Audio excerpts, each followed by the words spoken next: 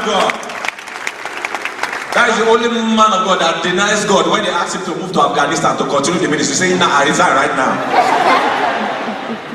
They see me to post me to New York or DC. Man of God, you are still recognized. The blood. Serious man of God. You know the difference between him and the other. I don't know how many of you observe this. When you're filled with the Spirit, somehow God has a way of making you speak good English. No, seriously.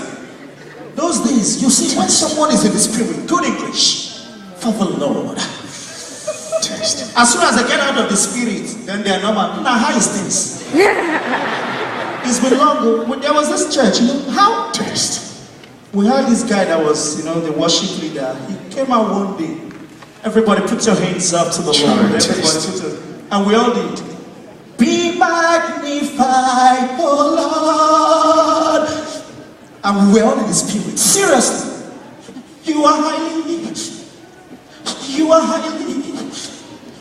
highly exhausted.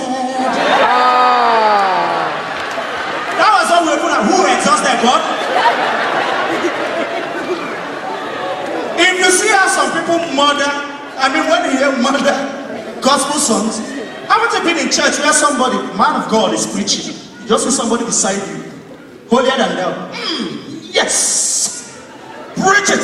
Preach it! Right on, Pastor. One girl was sitting beside me one day in church.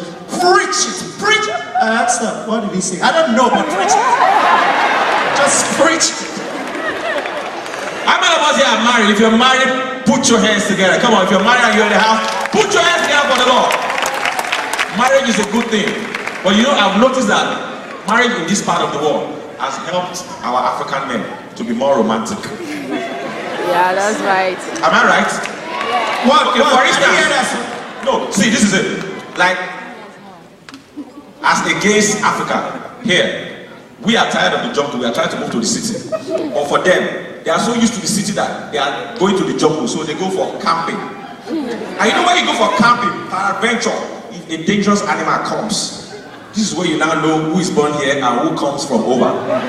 Now, when you have our brothers who are like Westerners, Europeans, Americans, when you hear a dangerous sound, this is what happens. You know women are very perceptive. You say, honey, did you hear that? Husband will say, sit down here. Let me go outside and check, okay? If I don't come back, run. If I don't make it, tell my kids I love them. And if he goes out and says, honey, it's a lion, start running. Instead of the wife to run, he said, no. We had our vows for better, for worse. He said, no, go. As they are arguing, lion will eat both of them.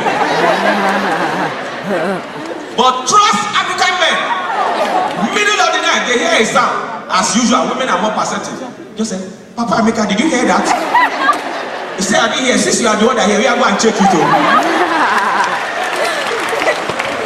You should not go outside. Say, Papa Emeka, it's a lion. Oh, yeah, meet me for house. Oh. We are not that romantic. Oh. You are on your own when danger happens.